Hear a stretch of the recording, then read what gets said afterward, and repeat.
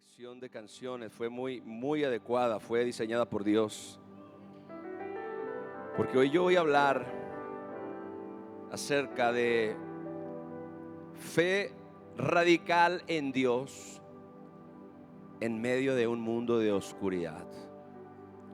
Diga conmigo, fe radical en Dios. Dígalo otra vez, fe radical en Dios en medio de un mundo de oscuridad. Hoy yo quiero hablar acerca de uno de mis personajes favoritos de la Biblia. Creo que es uno de los que más el Señor usa para hablarnos en temporadas como la que estamos viviendo. Me refiero al profeta Daniel.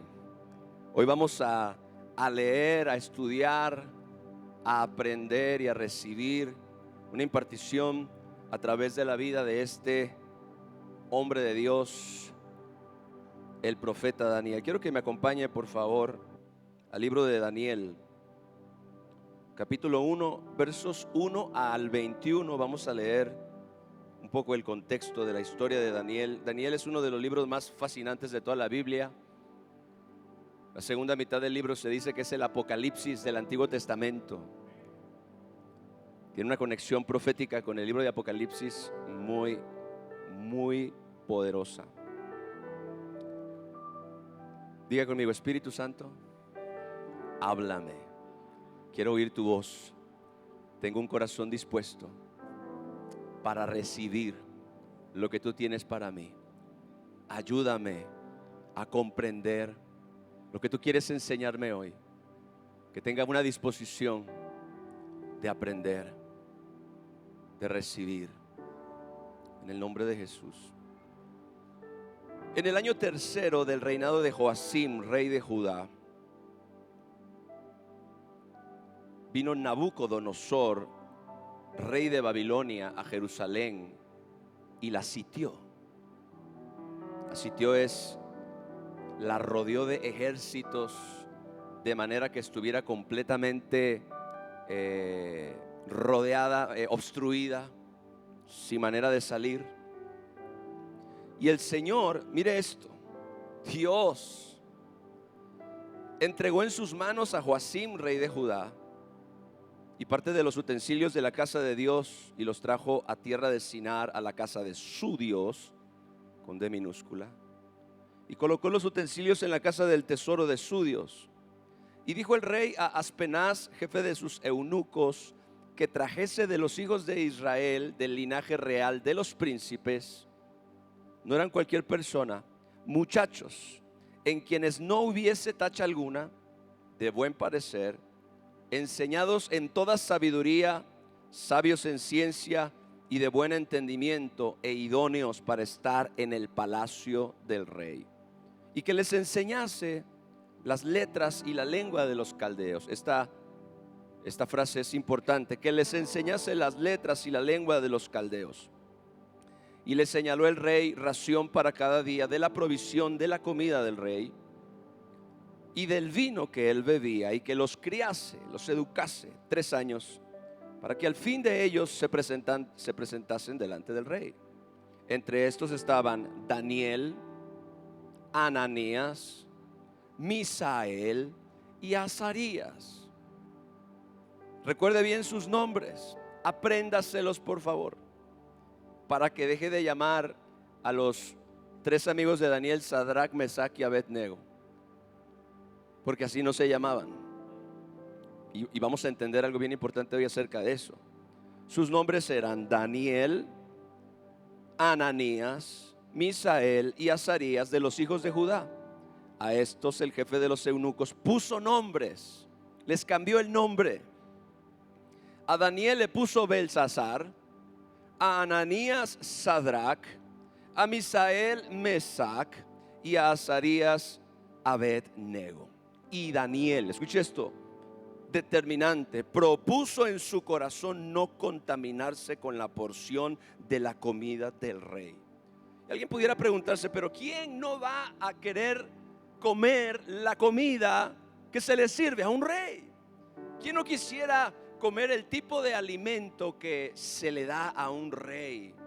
Bueno, mis amados hermanos, el asunto es que esta comida, antes de ser presentada a la mesa del rey, era primero ofrecida en altares paganos a los dioses de Babilonia como un sacrificio, como una ofrenda. De hecho, los animales que se comían en la mesa eran sacrificados a dioses paganos de Babilonia.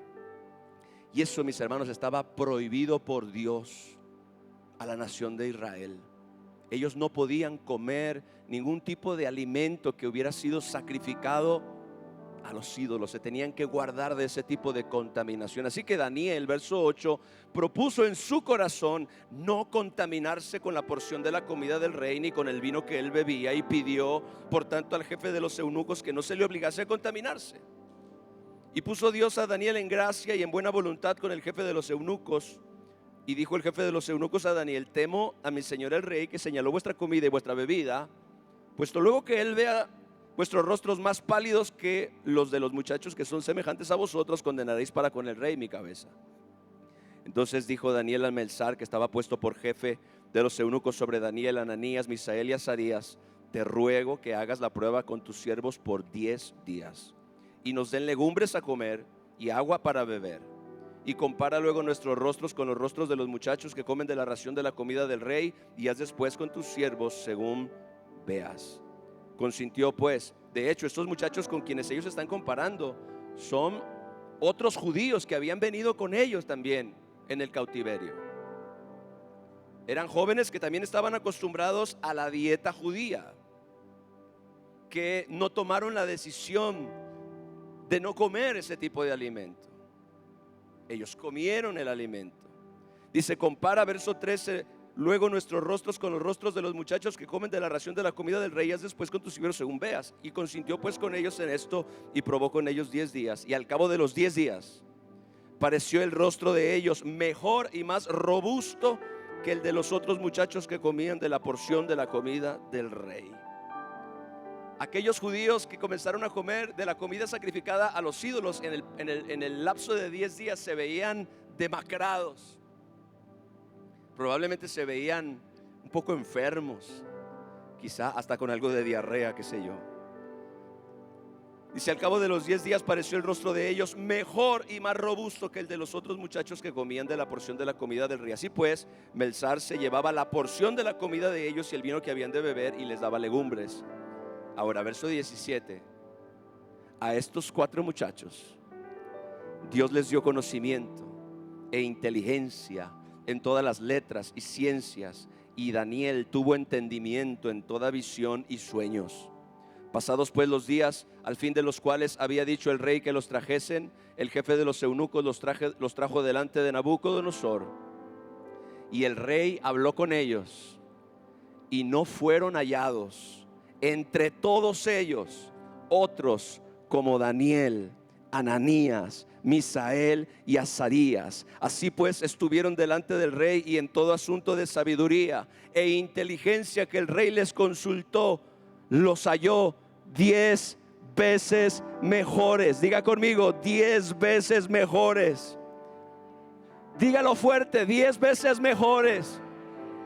Gloria al Señor. Que todos los magos y astrólogos que había en todo su reino. Y continuó Daniel hasta el año primero del rey Ciro. Cuando Ciro gobernó, ya no era el reino babilónico, sino el reino medo-persa. Así que Daniel sirvió bajo 2 imperios importantísimos en la historia de la humanidad, bajo el reino babilónico y también bajo el reino medo-persa. Ahora, la historia de Daniel, mis hermanos, es una de las más inspiradoras en toda la Biblia. Una historia asombrosa, digna de que la conozcamos y que la estudiemos. Es la historia de un joven que, arrancado de su tierra, no voluntariamente, fue llevado cautivo con todas las demás personas que Nabucodonosor llevó a Babilonia después de su conquista. Arrancado de su tierra, de su cultura, de su hogar. Es llevado a un lugar de oscuridad, de falsa religión, de idolatría. Pero lo maravilloso de esto es que por causa de su fe y de su amor por Dios, Daniel llegó a ese lugar determinado a ser luz. Amén. Determinado por completo a ser luz. Esta historia, mis hermanos, es una de verdadera fe y fidelidad extrema en medio de un entorno hostil. Y creo que esta es principalmente la razón por la cual usted y yo tenemos que aprender esta historia, porque finalmente todos nosotros vivimos en una condición semejante a la que vivió Daniel en un sentido. Esta historia es el manual de Dios acerca de cómo vivir contra la corriente. Como ya leímos, la historia sucede en los días de la Gran Babilonia, cuna del humanismo, de la falsa religión que encumbra al hombre para que sea Dios. Recordemos que este imperio tuvo sus orígenes en la idea de crear una estructura hecha por humanos que pudiera llegar al cielo, para demostrar que no se necesitaba de Dios para lograr eso. La Torre de Babel. Además de que en los días de Daniel había un rey que mandó hacer una estatua gigante de él mismo, mandando a todo mundo que la adoraran, y el que no la adorara sería ejecutado inmediatamente. Así que Daniel estaba viviendo en una cultura que está diseñada para robarle su identidad, y para robarle su identidad a todos aquellos que vivan en ella, con el propósito de imponerle la suya. Ahora hay una frase que me impacta muchísimo en este pasaje, y es que en todo asunto, cuando Daniel, Ananías, Misael y Azarías fueron traídos delante de Dios, después de que ellos se determinaron a no contaminarse con la comida del rey, prefirieron ser fieles a Dios, obedientes a Dios, dice que se les encontró a ellos 10 veces mejores que todos los demás. Y esa frase 10 veces mejores me impacta mucho. ¿Por qué? ¿Cómo una persona extranjera puede destacarse tanto en un lugar así? Sin duda, no es tratando de encajar o buscar agradar a todo el mundo, porque es probable que los demás jóvenes hebreos que llegaron a Babilonia venían con una mentalidad completamente diferente. Recuerde que era normal que ellos tuvieran temor de que algo les pudiera suceder. Eran cautivos, no eran simplemente gente libre.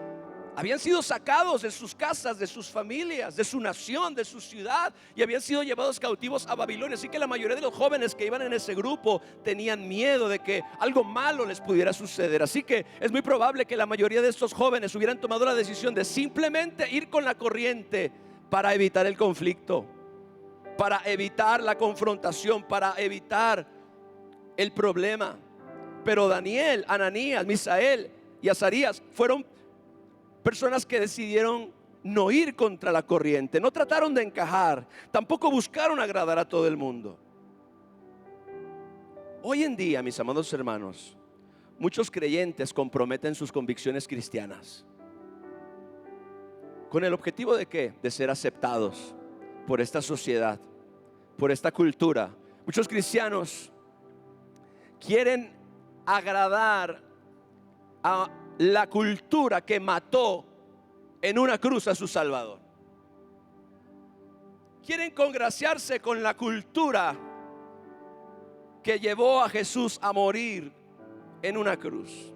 Muchos cristianos están comprometiendo sus convicciones, sus principios, sus valores con el objetivo de ser aceptados. Esconden su luz por temor a ser criticados y se mezclan con la gente, se camuflajean. Son como camaleones que adoptan el color del árbol donde se posan. Aleluya.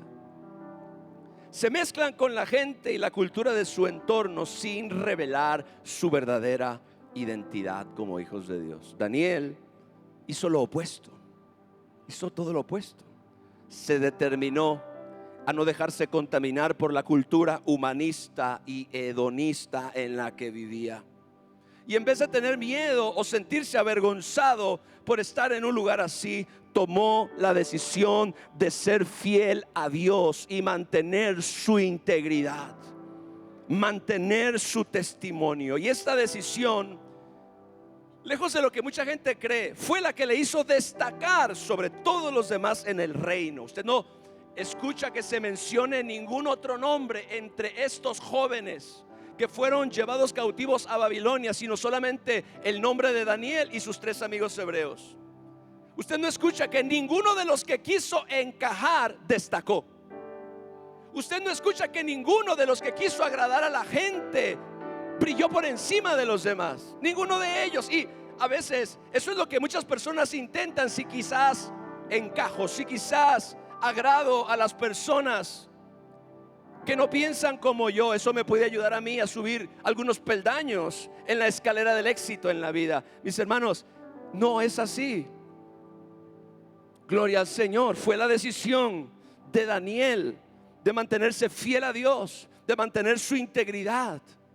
Esa decisión fue la que le hizo destacar sobre todos los demás en el reino, y además, escuche esto, llegar a posiciones de autoridad e influencia que él nunca se hubiera imaginado. Cuando usted lee el libro de Daniel, usted lee que Daniel fue promovido a posiciones de gran autoridad, inclusive segundo después de Nabucodonosor, segundo después de Belsasar, hijo de Nabucodonosor, segundo después de Darío, el medo persa, segundo después de Ciro. Posiciones de autoridad bajo el gobierno de varios reyes y 2 imperios.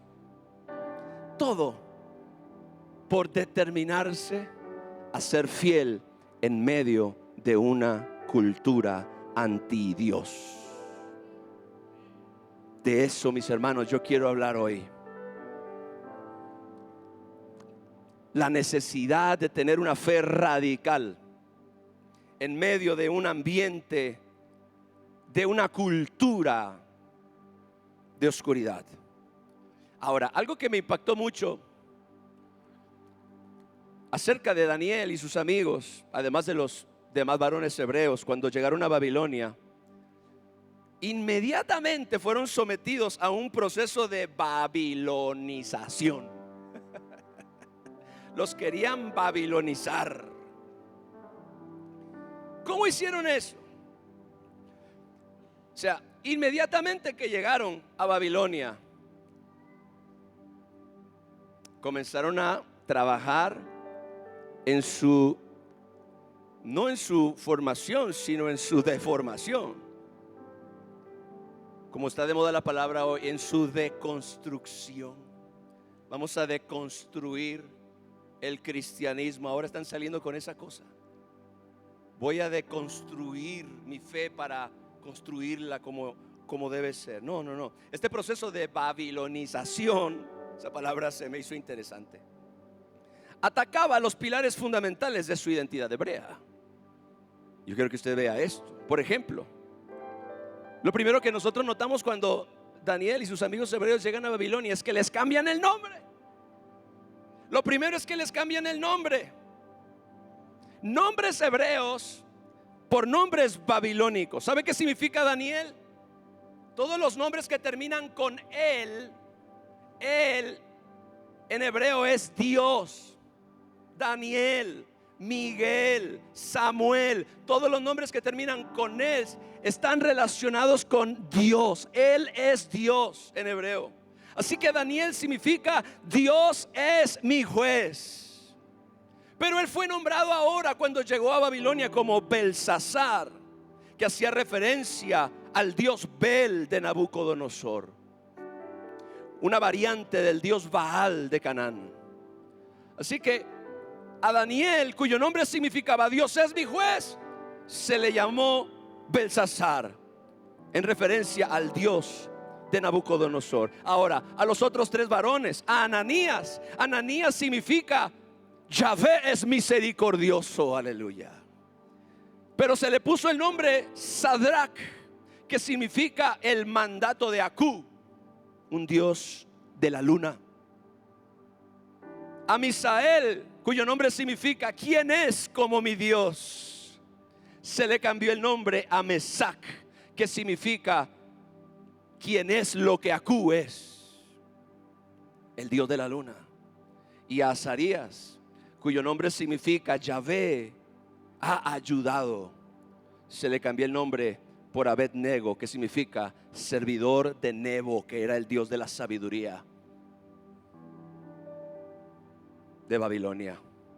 Ahora, este cambio de nombres no era simplemente un detalle administrativo como cuando usted va y se quiere cambiar el nombre de Luis por Pedro, porque eso es posible. ¿Usted sabía eso?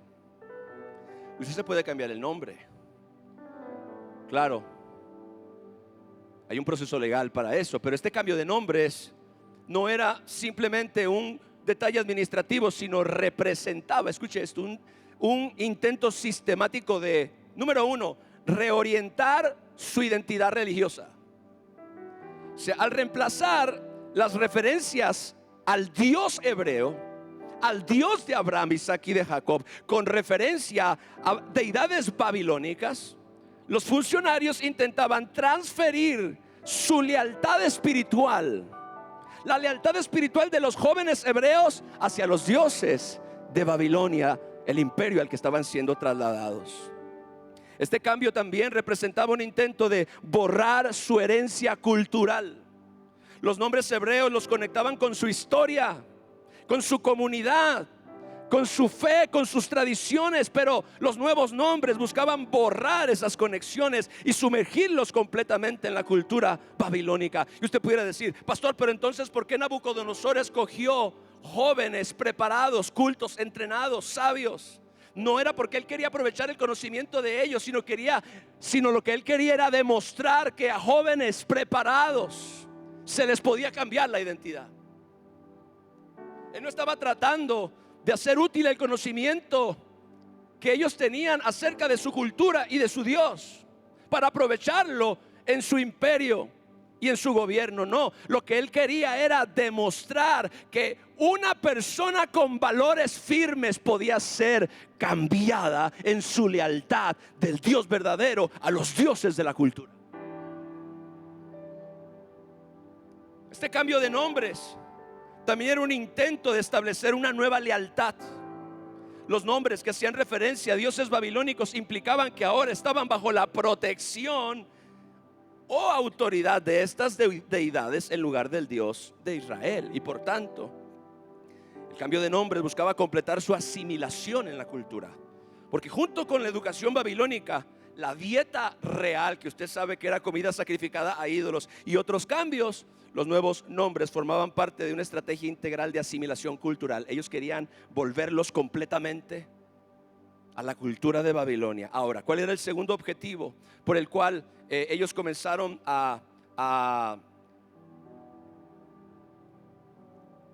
ser babilonizados? Tengo que leer la palabra porque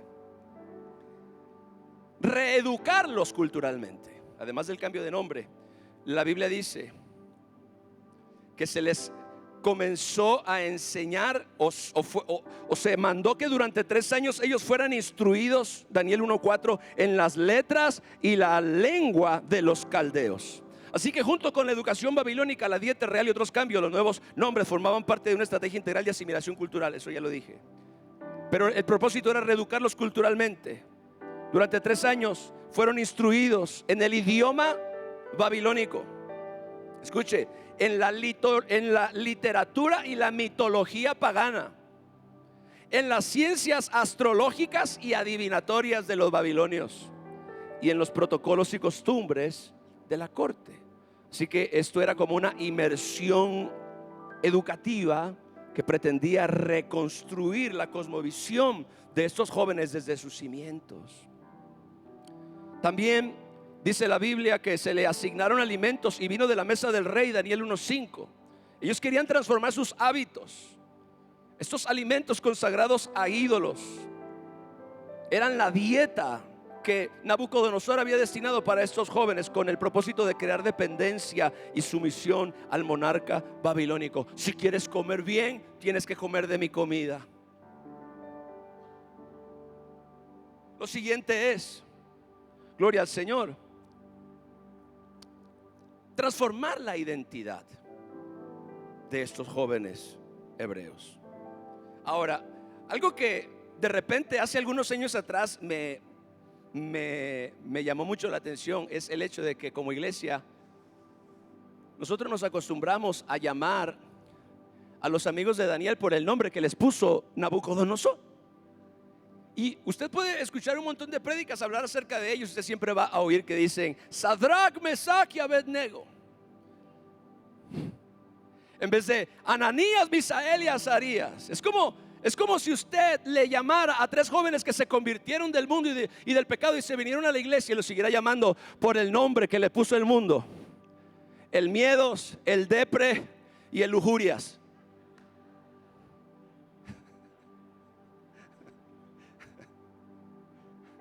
Usted ya no los va a llamar así. Usted ya no los puede llamar como el mundo los etiquetó: el perdedor, el deprimido, el preocupón. No. Porque ellos ahora, gloria al Señor, ellos ya tienen un nombre que Dios estableció y que está relacionado con Él, y que está relacionado con su poder, y que está relacionado con su obra. Gloria al Señor, aleluya. Deje de ponerle sobrenombres a la gente. Fin. No, punto y seguido.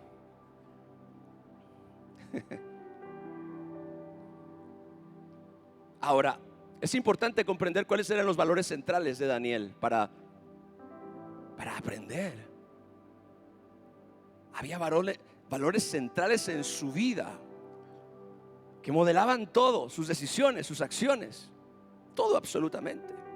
La vida de Daniel se caracterizó por una serie de valores centrales profundamente arraigados que guiaban todas sus decisiones y acciones. Estos son los mismos valores, iglesia, que tú y yo debemos cultivar en nuestra vida con el propósito de ser luz en un mundo en oscuridad. Esos son los mismos valores que tú y yo tenemos que cultivar si realmente queremos glorificar a Dios en medio de una generación maligna y perversa, como Jesucristo dijo. Hubo una serie de valores en la vida de Daniel que estaban profundamente arraigados en él y que guiaban todas sus decisiones y sus acciones. Y esto fue así a lo largo de toda su vida. Daniel fue consistente en cada uno de esos valores. Y esto, aun cuando su vida muchas veces estuvo en peligro en distintas etapas, por esa misma razón, defender esos valores. Así que a mí me gustaría hablar acerca de algunos de los valores que considero los más importantes. El primero de ellos es una fidelidad inquebrantable a su Dios. Yo creo que este es posiblemente el valor más evidente en la vida de Daniel: su compromiso absoluto con Dios por encima de cualquier otra lealtad. No había otra lealtad por encima de su lealtad a Dios. Y esa fidelidad inquebrantable se manifestó en momentos cruciales, como cuando nuevamente en Daniel 1:8 Daniel toma la decisión de no contaminarse con la comida del rey. No voy a comer ese alimento, punto. Usted se imagina o se pone en el lugar de los otros jóvenes hebreos que por temor no se opusieron a la regla.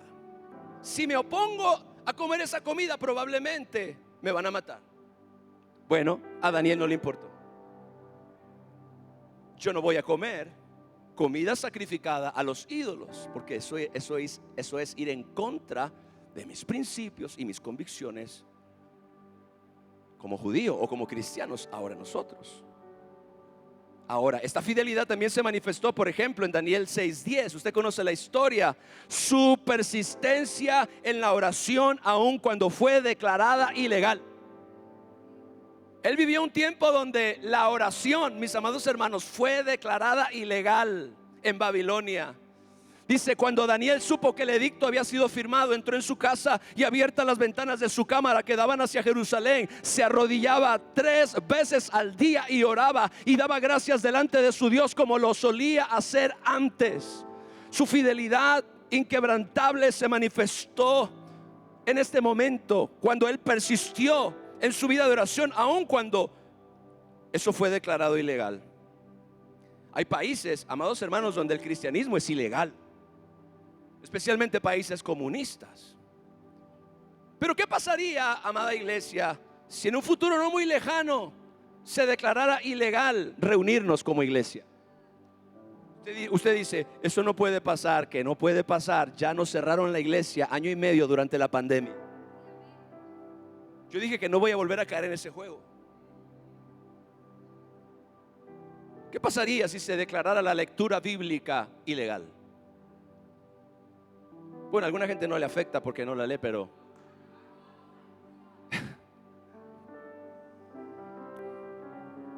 ¿qué pasaría si la oración fuera declarada ilegal? ¿Qué pasaría si el cristianismo fuera declarado ilegal? ¿Tú qué harías? ¿Te sometes?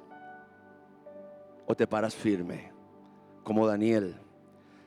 Daniel estuvo dispuesto a enfrentar la muerte antes que comprometer su adoración. Cuando Nabucodonosor mandó hacer aquella gran estatua con su figura y dijo que todo el mundo se tenía que arrodillar y adorarla, hubo 3 personas. No se menciona a Daniel, pero es seguro que Daniel tampoco se inclinó.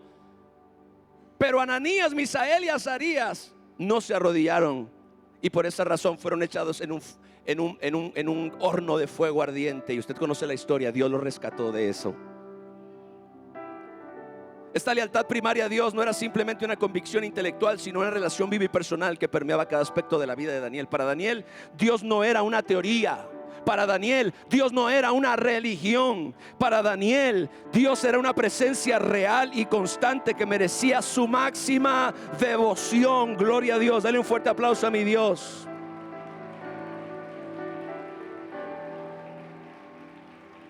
Número 2, estamos hablando de los valores centrales de un hombre que vivió contracorriente y que destacó en medio de una cultura de oscuridad.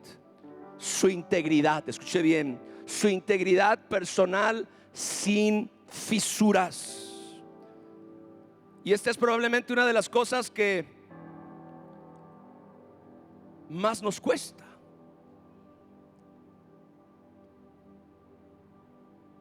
Daniel mantuvo una integridad tan consistente, cuando leemos Daniel 6:4, que ni siquiera sus enemigos acérrimos pudieron encontrar fallas en su conducta. Gloria al Señor. Daniel 6:4, por favor. Dice, pero no podían hallar ocasión alguna o falta, porque él era fiel, y ningún vicio ni falta fue hallada en él. Esta integridad significaba que, escuche bien, su comportamiento público y privado eran lo mismo. ¿Sabe lo que es integridad? Integridad viene de una palabra que significa de una misma pieza, de una misma cosa, sin doblez. No somos una cosa en la iglesia y otra cosa en lo privado. No somos una cosa en lo público y otra cosa en lo privado. Hello. Su comportamiento público y privado eran idénticos. Él no aparentaba ser, él era. No aparentes ser cristiano, sé cristiano, gloria a Dios. Sus palabras siempre correspondían con sus acciones. Y él, y esto me impacta mucho, mantenía principios consistentes independientemente de las circunstancias. Uno de los problemas contemporáneos que la iglesia enfrenta es esta lealtad relativa a Dios. Es decir, depende de la situación.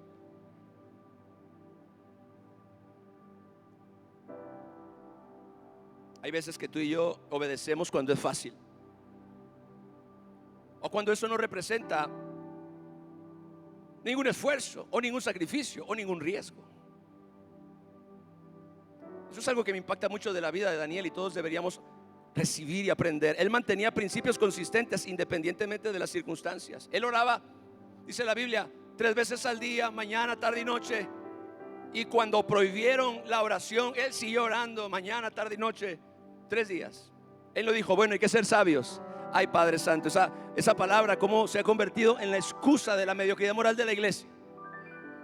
Hay que ser sabios, hay que ser prudentes. Daniel dijo: yo no sacrifico mis convicciones ni mis principios. Yo no sacrifico mi lealtad independientemente de ninguna cosa. Gloria al Señor. Así que tal nivel de integridad no surge instantáneamente, sino que resulta de innumerables pequeñas decisiones de alineamiento entre convicciones y comportamientos. Tú y yo tenemos que tomar decisiones todos los días: si vamos a hacer la voluntad de Dios, si vamos a ser obedientes a los principios de Dios, si realmente vamos a hacer las cosas a la manera de Dios, o vamos a seguir intercalando acciones y decisiones según nos sea conveniente. Gloria al Señor. Número 3, el tercer valor central en la vida de Daniel, otro poderosísimo, probablemente una de sus llaves más importantes: su disciplina espiritual constante. Diga conmigo: disciplina espiritual constante. Daniel mantuvo rutinas espirituales disciplinadas que alimentaban su relación con Dios. Cuando usted lee la Biblia, nota en Daniel 6:10, ya lo leímos, que oraba 3 veces al día de rodillas hacia Jerusalén. En Daniel 9:3 se lee que él practicaba periodos de ayuno para buscar respuestas divinas. Y Daniel 9:2 nos enseña que Daniel estudiaba diligentemente las escrituras, específicamente. En este caso se nos habla de que él estaba leyendo el libro del profeta Daniel. En el año primero de su reinado, yo, Daniel, miré atentamente en los libros. Esos libros es lo que ahora para ti y para mí es la Biblia. Miré atentamente en los libros el número de los años de que habló el profeta Jeremías, que habían de cumplirse las desolaciones de Jerusalén en 70 años. Así que por lo menos encontramos, escuche bien, 3 importantes disciplinas espirituales en la vida de Daniel: oraba, ayunaba y leía la Biblia. Todo lo que el evangelio moderno ha tratado de poner en segundo plano es lo que le daba victoria a los santos hombres y mujeres de Dios. Y hoy en día nosotros, la iglesia moderna, queremos tener victoria solamente por nuestro estilo musical, por la manera en la que vestimos. A mí, sinceramente, me preocupa el hecho de que hoy en día, y esto es lo que yo veo a nivel general en la iglesia en todo el mundo, los cristianos están más preocupados por cómo se ven por fuera que lo que realmente son por dentro. Todo el mundo quiere verse bien en una plataforma. Todo el mundo quiere estar a la moda. Y usted no oye muy a menudo acerca de la centralidad de las disciplinas espirituales en nuestro tiempo, porque es como involucran sacrificio, involucran consagración, involucran todo lo que a la carne no le gusta. La carne prefiere ver 10 capítulos de una serie en 5 horas que orar 20 minutos. La carne prefiere leer todos los chismes de las redes sociales y de TikTok que leer un capítulo de la Biblia. A la carne le gusta comer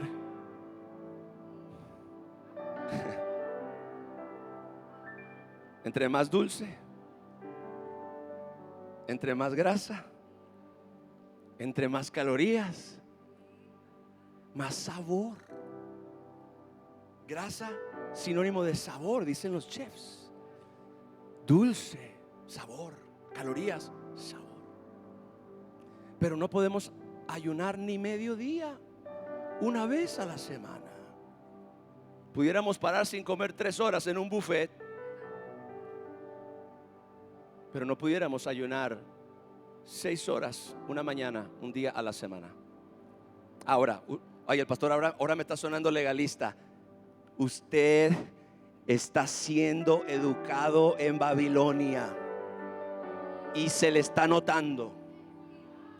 Cuando usted comienza a cuestionar este tipo de enseñanzas y a decir: eso me suena tan religioso, eso me suena tan legalista. Suenas a Babilonia, aleluya. Ahora le voy a romper la religión de una vez. Nosotros muchas veces usamos el concepto de Egipto como el mundo, pero yo quiero que usted entienda algo. Un creyente que salió de Egipto nunca más volverá a Egipto, pero sí puede ser llevado cautivo a Babilonia. Usted y yo nunca vamos a regresar a Egipto. Salimos de Egipto por mano poderosa. Dios es el que nos sacó, y como Dios nos sacó, nunca vamos a poder regresar ahí. ¿Alguien dice aleluya o algo? Aleluya. Tú nunca lees en la Biblia que se puede regresar a Egipto, pero sí lees en la Biblia que puede ser llevado cautivo a Babilonia. Y el verdadero peligro, y lo que tú lees en el libro de Apocalipsis, lo que Dios va a destruir, no es la gran Egipto, es la gran Babilonia. El peligro para la iglesia de esta era no es Egipto, es la gran Babilonia. Aleluya. La gran Babilonia humanista, la gran Babilonia religiosa, la gran Babilonia que corrompe la mente de los hijos de Dios para convertirlos en su cultura y cambiarles sus costumbres y aniquilarles su fe. Babilonia te está chupando tu identidad.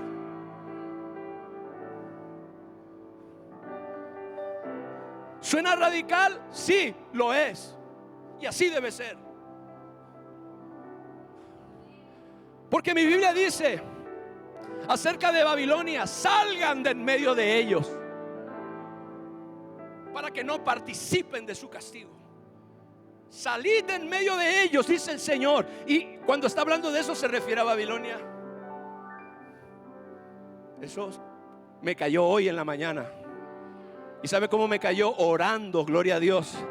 Dios no le habla viendo la tele. Dios le habla cuando usted está en la presencia de Dios, para mostrarle cosas secretas y ocultas que usted no conoce. Clama a mí, dice el Señor, aleluya. Clama a mí y yo te responderé y te mostraré cosas ocultas, escondidas, que nadie sabe. Daniel fue un hombre con una disciplina espiritual constante. No me hable de oración, me suena religioso, me suena de legalismo, me suena a reglas impuestas de los hombres. ¿Quién dijo oren sin cesar? El apóstol Pablo. ¿Quién dijo oren y velen para que no entren en tentación? El Señor Jesucristo. ¿Quién dijo cuando el novio les ha quitado entonces ayunarán? Jesucristo lo dijo.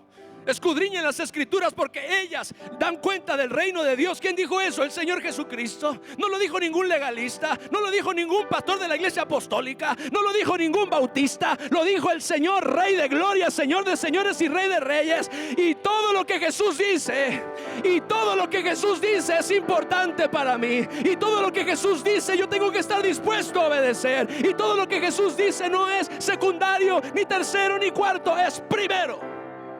Oh, gloria al Señor.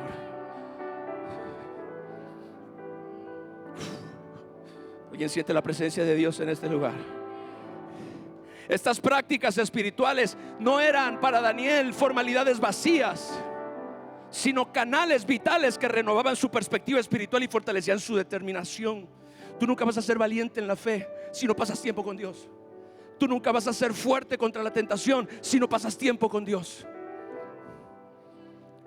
En un entorno hostil a su fe, como en el que tú y yo vivimos ahora, estas disciplinas para Daniel eran anclas que mantenían firme su identidad espiritual. Número 4, estamos hablando de los valores centrales en la vida de Daniel que lo hicieron destacarse, al grado de que el mismo rey dijo: estos tipos son 10 veces mejores que todo lo que yo he visto antes. ¿Sabe qué se dice de Daniel? Que había en él un espíritu superior. Claro, era el Espíritu Santo. Pero el cuarto valor central en la vida de Daniel era su humildad. Una humildad real, mis hermanos. Una humildad auténtica en posiciones de poder. Porque a pesar de alcanzar posiciones extraordinarias de influencia, Daniel mantuvo una humildad consistente. En Daniel 2:28, cuando él le revela el sueño a Nabucodonosor, él no dice: aquí viene el gran profeta para revelar los misterios y declarar la sabiduría de Dios. No, él dijo: hay un Dios en los cielos, el cual revela los misterios. Y él, no yo, yo solo soy un canal. Él ha hecho saber al rey Nabucodonosor lo que ha de acontecer en los postreros días. He aquí tu sueño y las visiones que has tenido en tu cama. Daniel era un hombre humilde. Su humildad era auténtica, aún en posiciones de influencia, aún en posiciones de poder, aún en posiciones de riqueza, aún en posiciones de autoridad. Él atribuía todo logro y toda capacidad a Dios. Él rechazaba la adulación personal, como cuando él interpretó la escritura en la pared de Belsasar. Rechazaba la adulación personal. No. A mí no me veas. Quisieron vestir a Daniel cuando la historia del dedo que aparece en la pared. Tiene que leer el libro de Daniel. Usted no se puede perder esta historia, iglesia. Créame, mejor que cualquier serie de Netflix. Una mano que aparece suspendida en el aire y que comienza a escribir cosas en la pared. Y Belsasar, hijo de Nabucodonosor, se turbó al ver la mano. Y esa mano estaba trazando un juicio contra él. Y Belsasar manda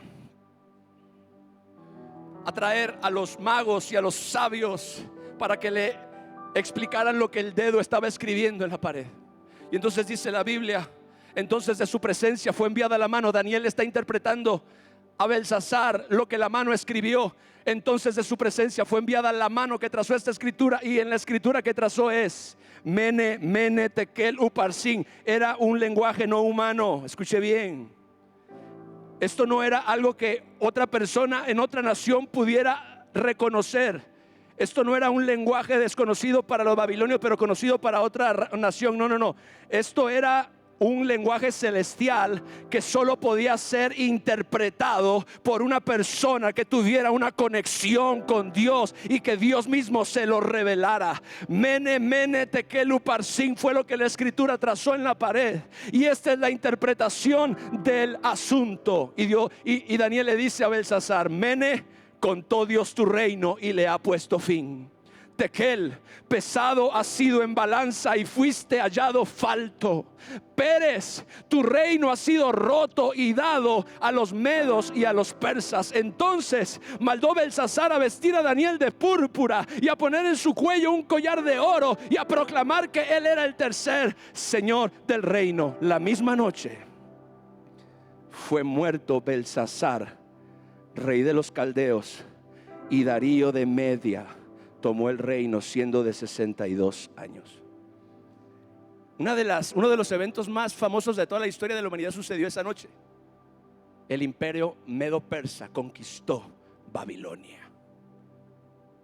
La misma noche que Daniel le reveló a Belsasar lo que la mano le escribía. Pero recuerde que Daniel, ante todas estas cosas, decía: el Dios del cielo es el que revela las cosas.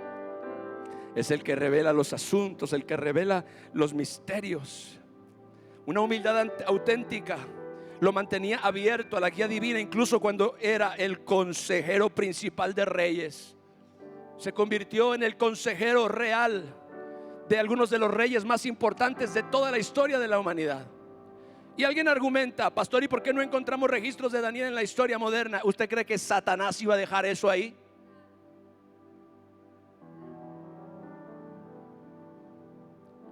Aún se dice que hay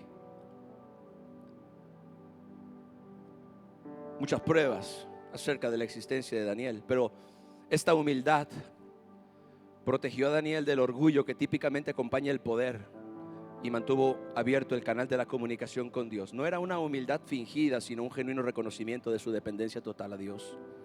Lo quinto, hablando de los valores centrales que hicieron destacar a Daniel en medio de un reino corrupto: su excelencia comprometida en todo esfuerzo. Esto es algo que todos debemos aprender. Daniel no se conformaba con la mediocridad. Él perseguía la excelencia en cada responsabilidad. Por eso Daniel 1:20 dice que en todo asunto relacionado con el reino, Daniel fue encontrado 10 veces mejor que todos los demás sabios en Babilonia. Y en Daniel 6:3 se dice que había en él un espíritu superior. Daniel destacaba en medio de toda la gente. Daniel destacaba entre todos los demás. Pero lo que más me impacta, que esta excelencia de Daniel, por causa de que todo lo que hacía, lo hacía para la gloria de Dios. Y yo creo que este es un chip que la iglesia tenemos que cambiar. Que todo lo que hagamos sea hecho para la gloria de Dios. No te quejes de tu trabajo, no te quejes de tu esposo, no te quejes de tus circunstancias, no te quejes de lo difícil que es la vida, no te quejes de las cosas que estás experimentando. Haz todo para la gloria de Dios y no te va a costar trabajo. Haz todo para la gloria de Dios y no vas a ser infeliz, vas a tener gozo y paz. Gloria a Dios. Ay, cómo odio este trabajo. Ay, cómo odio a mi jefe. Ay, cómo. Déjese de quejas. Haga las cosas para la gloria de Dios, no para los hombres. ¿Y por qué me tengo que someter a mi esposo, pastor? Para la gloria de Dios. ¿O porque te caiga bien? Es broma, es broma. Pero esta excelencia no era para la autopromoción. Hoy en día vivimos en medio de la cultura de la autopromoción. Véanme, admírenme, disfrútenme. Un día no voy a estar aquí. Dios me va a llevar a otro lugar más alto y yo los estoy usando a ustedes como un escalón. Porque realmente no amo esto. Porque yo sé dentro de mi mente inflada que yo fui creado para algo mucho más grande. Que yo fui llamado a pastorear miles y miles. Una vez alguien me dijo: Dios lo ha llamado a usted a ser el pastor de esta ciudad. Y yo dije: amén. Ya. ¿Qué quería que hiciera? Que me pusiera a bailar. Ahora soy el pastor de esta gente, gloria a Dios. Y aquí es donde yo encuentro contentamiento, aquí es donde yo encuentro felicidad, aquí es donde yo encuentro propósito, gloria al Señor. Si Dios quiere hacer otra cosa, ese es asunto de Él. Esta excelencia no era para la autopromoción y abarcaba tanto sus responsabilidades seculares como espirituales. Tú no puedes ser excelente solo en una parte de tu vida. Hay gente que es excelente en lo secular, mediocre en lo espiritual. Hay gente que es excelente en lo espiritual, mediocre en lo secular. Es que esto no es del reino, esto no es de Dios. Tú no eres un espíritu flotando, eres un ser integral. Todo lo que tú haces es para la gloria de Dios. Pero esta excelencia también servía como un testimonio tangible de la superioridad de la sabiduría divina que moraba sobre él. Y eso lo tenía que hacer destacarse, gloria al Señor. Una persona que barre la calle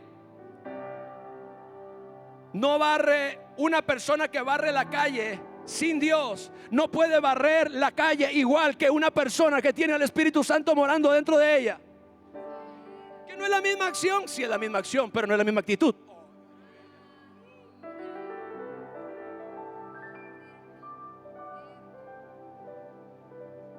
Usted barre y en vez de decir yo merezco más, usted dice: yo soy un hijo de Dios, quien me dio su autoridad, y ningún arma forjada contra mí prosperará. Yo soy un hijo de Dios, Él me dio.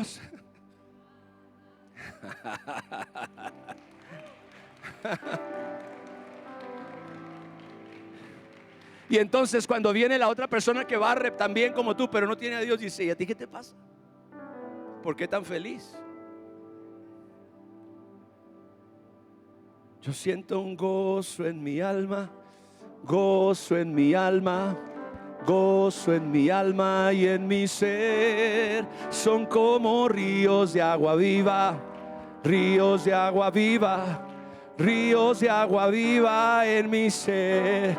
Y cuando Daniel estaba en esos días interminables de oficina en el reino y todos los demás estaban quejándose acerca de la cantidad de trabajo que tenían y toda esa torre de papeles y de trámites por aprobar y por firmar, Daniel estaba diciendo: Cristo te amo. cuánto te amo, más que al aire que respiro. Yo a ti te necesito. ¿Por qué no levantas tus manos? Aleluya. Di conmigo, Cristo.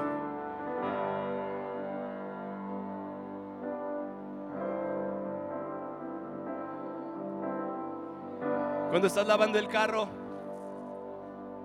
cuando vas en el transporte público todo lleno y apretado, yo a ti. Cuando estás en la oficina firmando papeles, cuando estás hablando con el contratista o estás atendiendo a una persona en tu negocio. Ya no siga cantando porque me desmonetizan el video. Son bravos los de YouTube. Canté 10 segundos de una canción y entonces los ingresos son para la otra gente y no para mí que prediqué. Así que la búsqueda de excelencia de Daniel reflejaba su creencia de que todo trabajo, por secular que pareciera, era en última instancia un servicio a su Dios que debía realizarse con la más alta calidad. Dale un aplauso a mi Jesús, aleluya.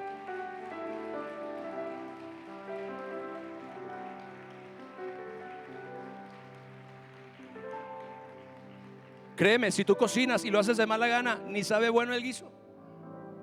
Y si lo haces para la gloria de Dios, hasta como que, ay santo, qué sazón, gloria a Dios.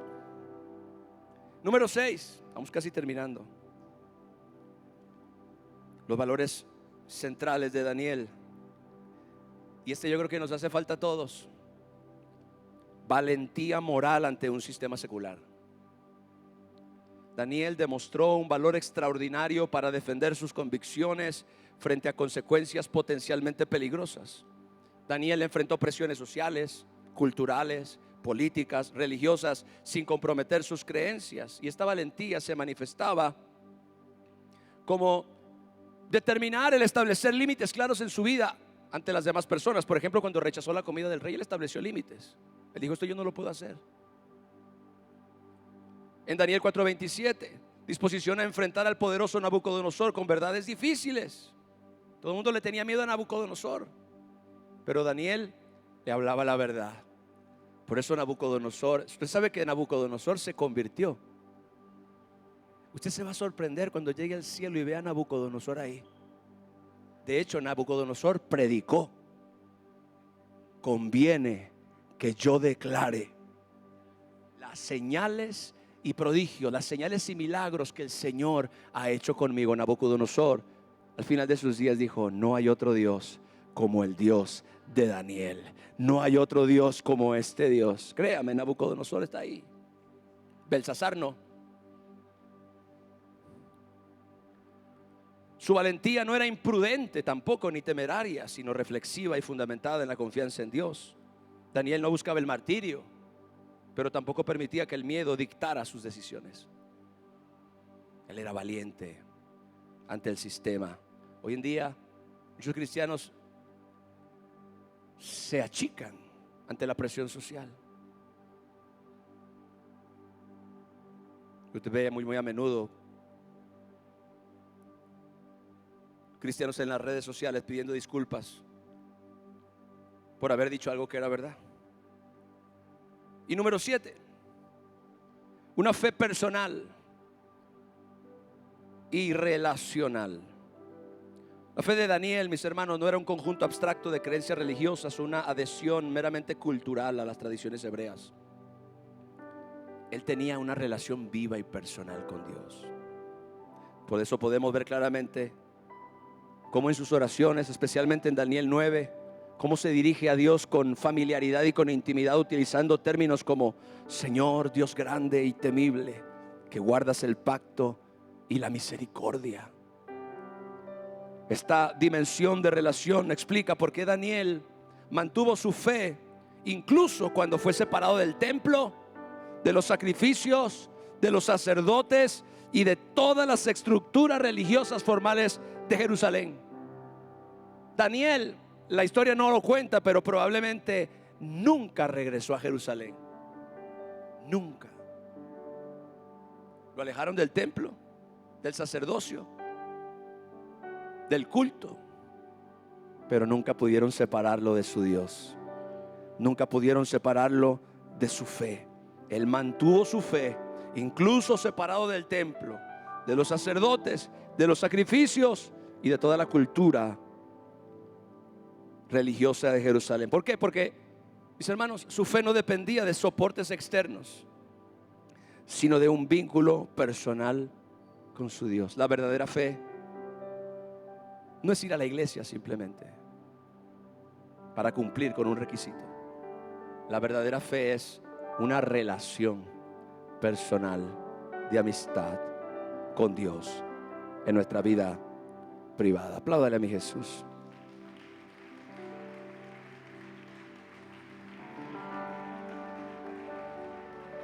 ¿Cómo se aplica todo esto? Yo creo que el simbolismo es evidente, mis hermanos. Pero ¿cómo se aplica todo esto al mundo contemporáneo? ¿Cómo es evidente que este mundo presenta desafíos muy similares a los que Daniel enfrentó? En primer lugar, vivimos una era de relativismo moral. Cada persona tiene una interpretación de la verdad, de lo que es bueno. Lo que es bueno para ti probablemente sea malo para mí. La Biblia dice que vendría un tiempo cuando a lo bueno le dirían malo y a lo malo le dirían bueno.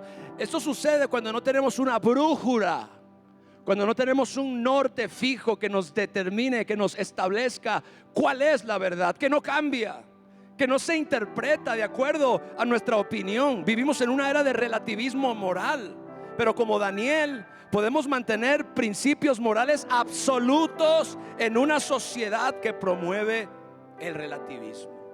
La verdad es relativa, es decir, sujeta a la interpretación de cada quien. No, la verdad es eterna, la verdad es permanente. Jesucristo dijo: yo soy la verdad. Amén. Vivimos en una época de presión social. Y a veces la tentación de conformarnos a las normas culturales es tan fuerte como también lo fue en Babilonia en su tiempo. Este mundo nos quiere babilonizar. La Biblia dice: no se conformen a este mundo, sino sean transformados por medio de la renovación de su entendimiento. Este mundo te presiona para que quieras encajar. Este mundo te presiona para que no seas radical, para que no seas una persona de fe, una persona espiritual, una persona con convicciones. Este mundo te presiona para que tú busques agradarlos a ellos y encajar con ellos. Eso es presión. Tus amigos te presionan, tus familiares te presionan, en las redes sociales te presionan. Esa es la razón por la cual usted ve que muchos cristianos nunca publican nada relacionado con Dios. ¿A qué le tienes miedo? Digan lo que digan los demás. La tentación de conformarnos a las normas culturales es tan fuerte hoy como lo fue Babilonia. Vivimos también en una época de secularismo. Vivimos en sociedades cada vez más seculares donde la fe es marginada del discurso público. Yo se lo dije la semana pasada. Estamos entrando en una etapa de la historia donde la fe está comenzando a ser marginada y perseguida aún en los países occidentales, donde siempre hubo mucha libertad. Ve a Canadá. Canadá se está torciendo feo. Se está metiendo presos a los pastores y a los líderes de iglesias que se atrevan a hablar lo que la Biblia dice. Si eso incomoda a alguien allá afuera o a alguien sentado en su butaca. Vivimos en sociedades cada vez más seculares donde la fe se margina. Se está sacando del discurso público, se está sacando de la cultura, se está sacando de todos lados. En los Estados Unidos se practicaba la oración en las escuelas y la lectura de la Biblia se sacó. Se sacó la oración, se sacó la lectura de la Biblia, se sacó. Y usted se da cuenta cómo en la medida que Estados Unidos y todos los países se fueron apartando de la fe cristiana, sus países se comenzaron a entrar en un declive moral. Impresionante. Las generaciones se comenzaron a perder. Vivimos en un mundo orientado hacia el consumismo. La sociedad actual, como la Babilonia de Daniel, nos invita constantemente a buscar comodidad y placer material. De hecho, hay un evangelio que pareciera sugerir que la meta principal, o que el objetivo principal, o su misión principal, es tu éxito terrenal, o temporal, o económico. No es así. La vida eterna es el galardón. La vida eterna es el objetivo, y lo demás es parte del proceso. Este mundo nos presiona para amar la comodidad, conformar nuestras vidas, alejarnos de cualquier situación que pueda generar confrontación. No nos gusta eso. Por último, esta sociedad presenta desafíos similares a los que Daniel enfrentó también en una forma moderna de idolatría. Antes se adoraban estas deidades paganas como Moloch y como Baal, como Acera. Todos estos ídolos de las naciones cananeas, de las naciones paganas.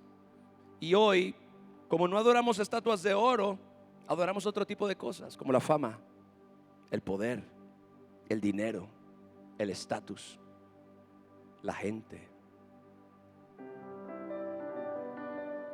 Dios me empezó a hablar de esto hace algunos días. Hay un ídolo que se está levantando para gobernar el corazón de gran parte de la humanidad. Y ese ídolo se llama tu celular. Es a quien más tiempo le dedicas. Es a quien más atención le prestas. Es quien más influye en tu estilo de vida y en tu forma de pensar. Y cuando se te olvida en algún lugar, ¡ah!, te da un mini infarto.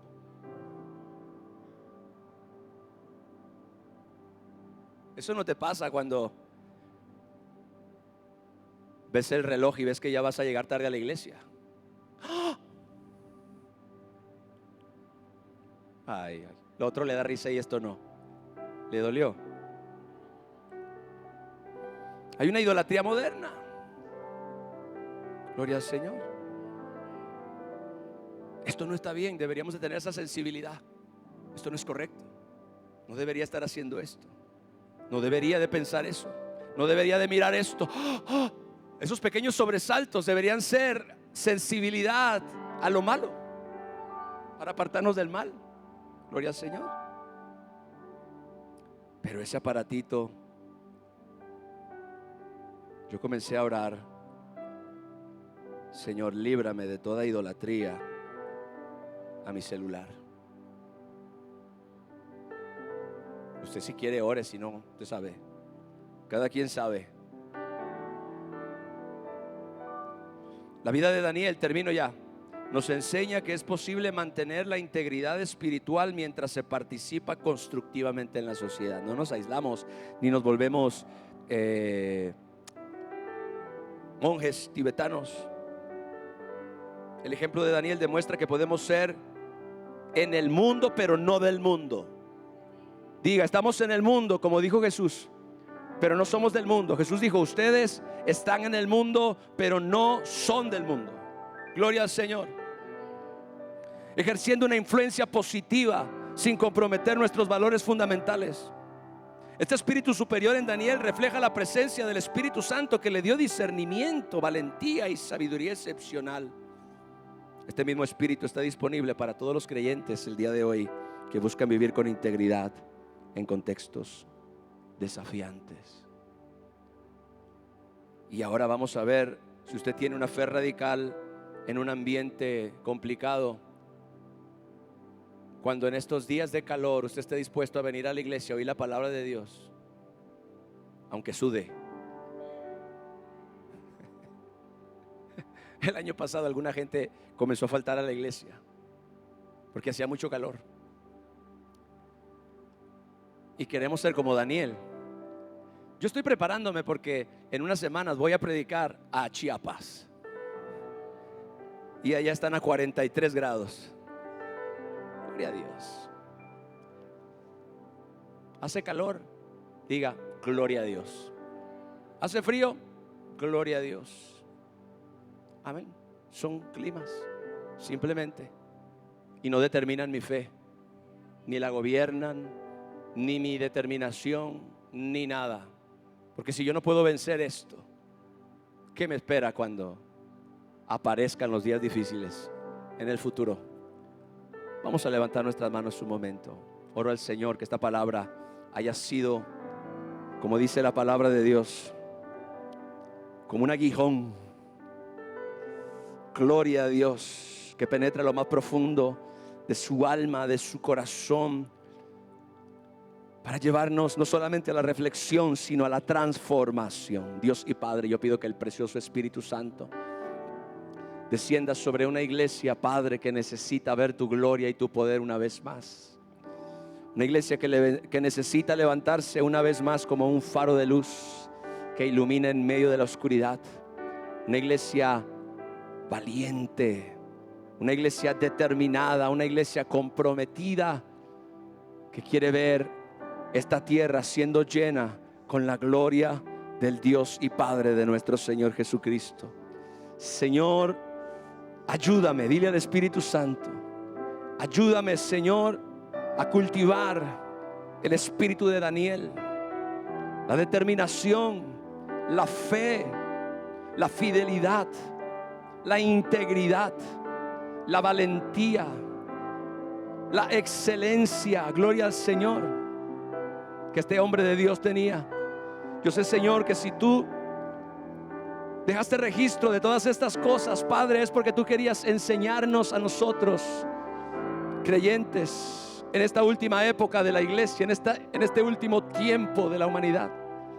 Yo te pido, Señor, que esta palabra, Señor, pueda hacerse carne en la vida y el corazón de cada uno de mis hermanos en esta iglesia y en cualquier lugar donde alguien escuche o vea esta enseñanza, Padre. Que se levante hambre y sed. Diga conmigo, Señor, que se levante en mi vida hambre y sed por ver tu gloria, por agradarte a ti más que a nadie. Que se levante en mí un deseo intenso, Señor, por ser un instrumento, una luz, un canal de bendición para mi generación, siempre dándote la gloria y la honra, Padre, siendo un reflejo de la obra, de la efectividad, del poder del Evangelio, Señor, en el nombre poderoso de Jesús. Dele un fuerte aplauso a mi Dios, aleluya. Yeah.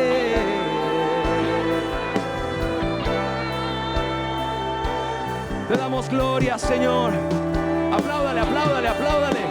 Te damos gloria, Señor. Yeah, te damos gloria, Señor. Tú mereces toda gloria. Tú mereces toda honra, mi Dios. Recibe el honor. Te adoramos, te adoramos. Te adoramos. Dile, yo te adoro, Señor. Dile, tú eres mi Dios, tú eres mi Rey, Señor. Quiero hacer tu voluntad, quiero agradarte, quiero servirte. Mi vida te pertenece. Tú la compraste con tu sangre, Señor. Que pueda ser luz, que pueda ser sal, que pueda ser, Señor, esa ciudad edificada sobre una montaña que no se puede ocultar. Esa luz que se pone sobre la mesa y no se esconde, Señor, en ningún lugar.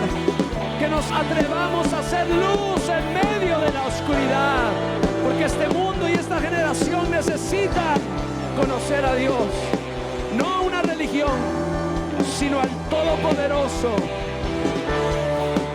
al Rey de Gloria, Jesucristo. Levanta tus manos, adórale unos momentos.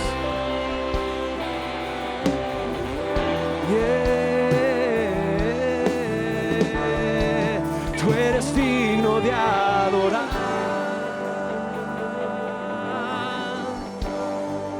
Tú eres digno de adorar. todo, y todo es para ti. Tú mereces gloria. Dile, tú eres digno, tú eres digno de adorar. Vamos a terminar esta reunión adorando al Señor. Tú eres digno de adorar.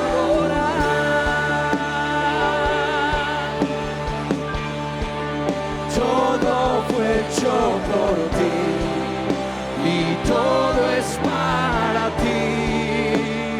Tú mereces gloria. Oh, tú eres digno de adorar. Tú eres digno de adorar.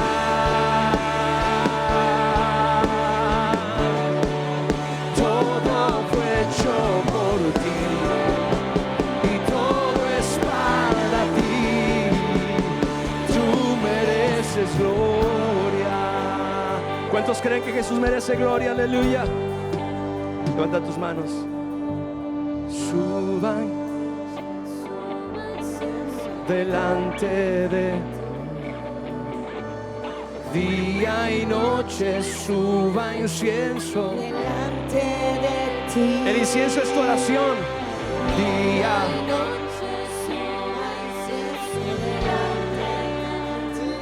y noche suba incienso delante de ti. Suba incienso. Suba la adoración de la iglesia y el cántico de los redimidos. Suba incienso delante de ti. Día y noche suba incienso delante de ti. Día y noche suba incienso delante de ti. Día y noche suba incienso delante de ti. Tú eres digno de adorar.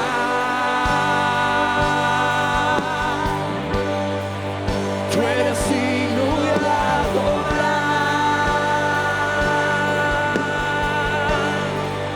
Todo fue hecho por ti y todo es para ti. Tú mereces gloria. Vamos a cantar una vez más, toda la iglesia, pero con todo el corazón. Tú eres digno de adorar.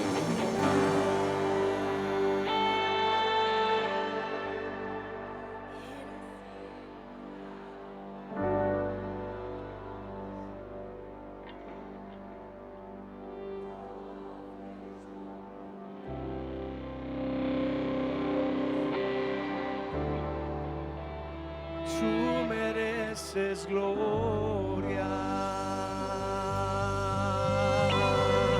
Dale un fuerte aplauso a Jesús.